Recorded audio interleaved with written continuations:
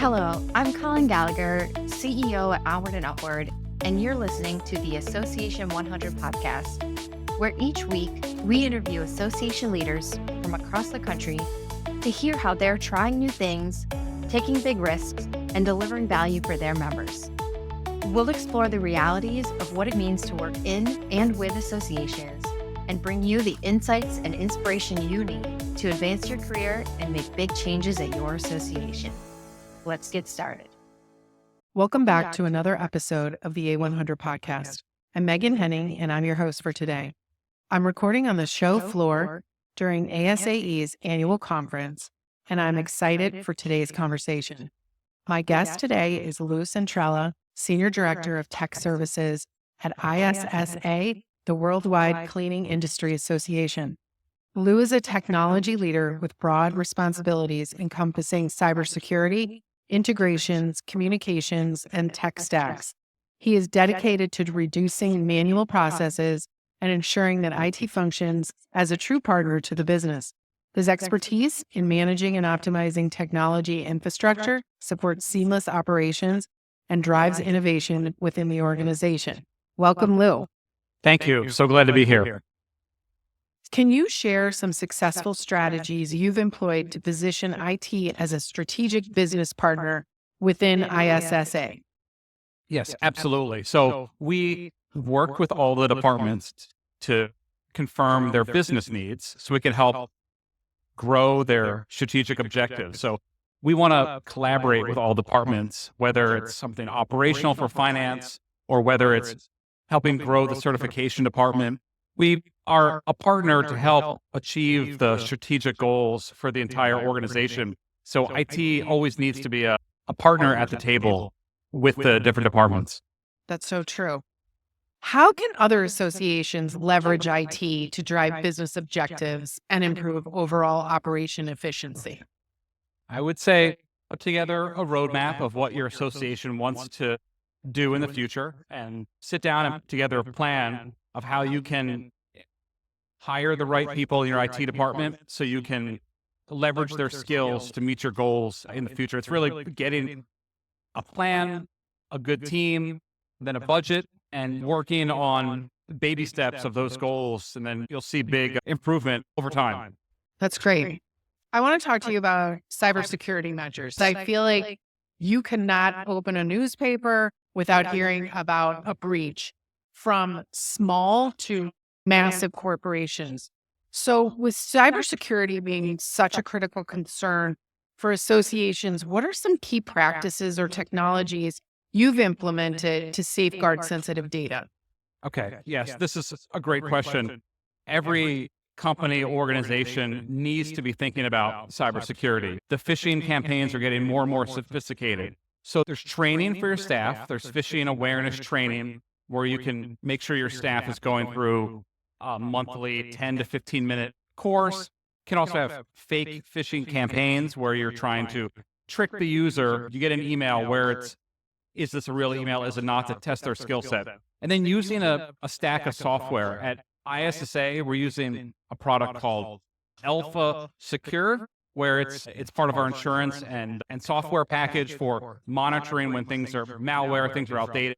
We're also using our partner Better World Technology, who uses Sentinel-1, is another cybersecurity software to monitor for issues. So you really need to have a tech stack that you can use multiple products for email monitoring, malware monitoring, to make yourself as most secure as possible. It seems like it really is education, right, of Yes. the employees, because I will say that even at Onward and Upward, we will circulate so-and-so is asking somebody in the company to buy $100 worth of gift cards when that happens constantly. And I think that you don't want to be the one employee that opens something that they're not supposed to. So it does seem, even with all these technological stuff, that it's probably going to really come down to educating your workforce. That's true. And so even besides the software, social engineering is what the hackers, they prey on. They're texting you directly, ask you to buy a $100 gift card. They're posing as the CEO. And our CEO has said, I'm never going to ask a staff member to buy a $100 gift card. If you get a text like that, it's fake. We've had that happen, and being aware of what emails you're getting. If we in IT will never ask for your password directly for an email. So if you get an email that says, click on this link and type in your password, it's not from IT. You make sure that you're at a certified Microsoft web portal where you're actually putting your username and your email address in and using MFA. So you have to be careful of what you're clicking and what you're looking at. And we'll have to screenshot emails, spam emails that come to us that someone gets hacked, and show staff, do not click on this as spam. Part of my role is to stay on top of what hackers are doing out there to keep our staff informed, to keep us safe. Right. And it seems, I mean, you tell me, you're the expert here, but it seems like they've gotten way more sophisticated Absolutely. than they have ever been. It's a business now, which is scary. There's hackers that are training other hackers, and they're someone who has very low-level skills could get into the industry. I'm using my finger quotes. So yeah, they've gotten better with their, English and grammar skills, better with how they're making visually an email look, how to bypass filters. So it's tough. It's trying to stay on top of what the scammers of the world are doing. And I think everyone has, for a moment, fallen for it. Seen something and you're like, oh, is this real? Is it not real? We really got to stop and think and not be caught off guard and be able to recognize what's legitimate and not legitimate. Right. But you're right. They're getting smarter and better. It's unfortunate that they're not working for companies because there's a lot of talented hackers out there that could be doing better things with their time. That's so true. They could than trying to scam legit. people. Yes, exactly.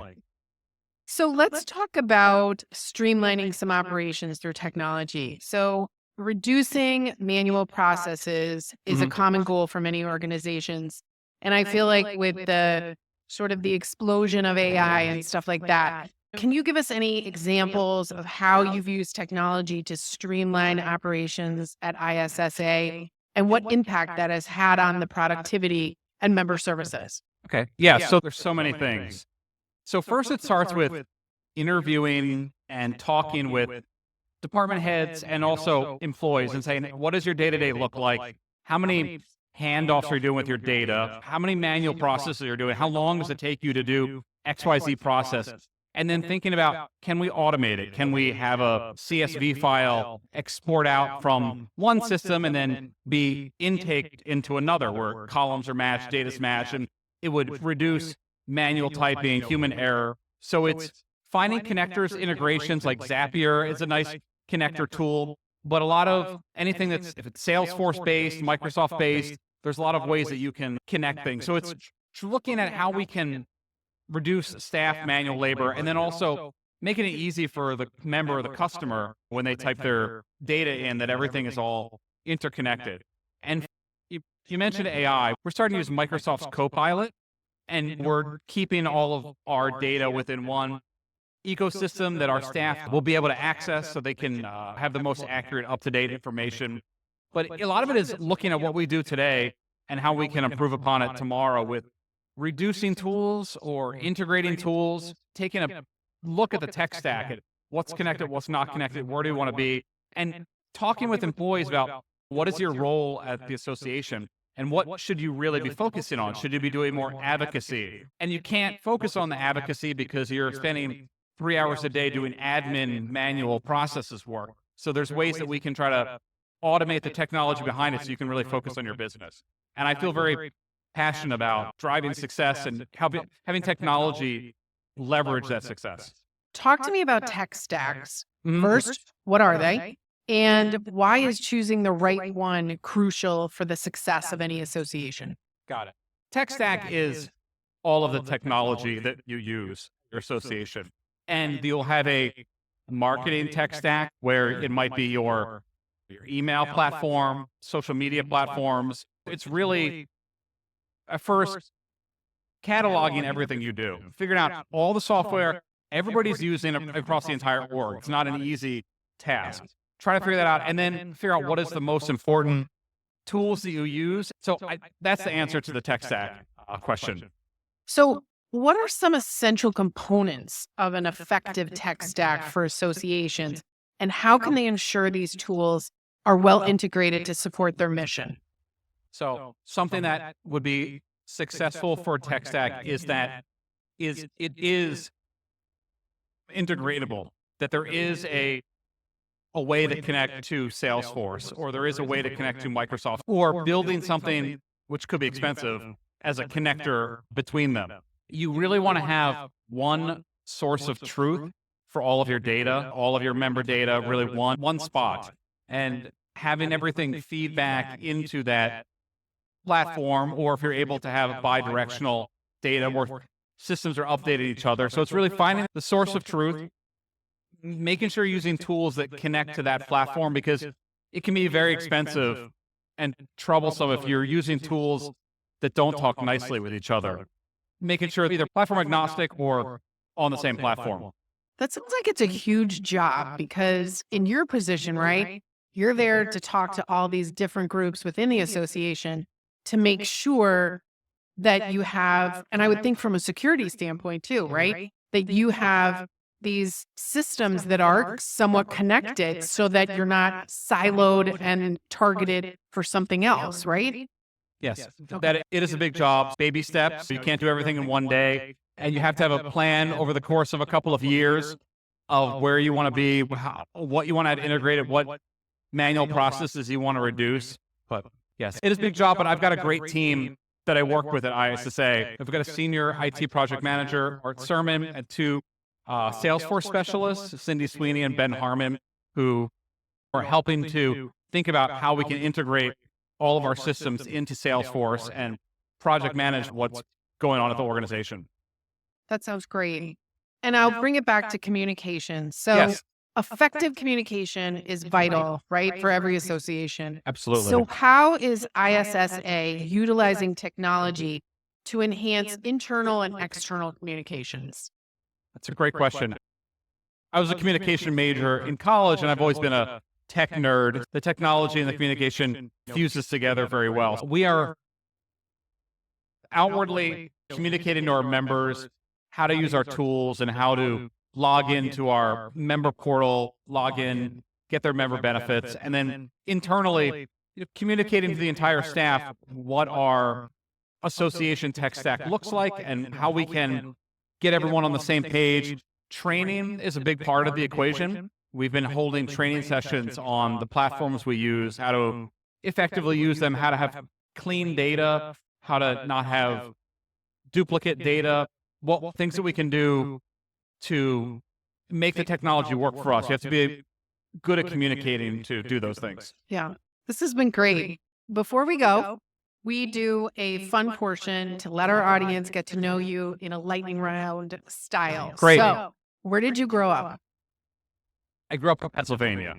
Oh, where in Pennsylvania? I grew up in the Poconos area, and then I moved to the Philadelphia area, and then I've been living in the Midwest in Chicago since. Nice. I grew up in Scranton. So Nice. we're close neighbors. What's your Starbucks order?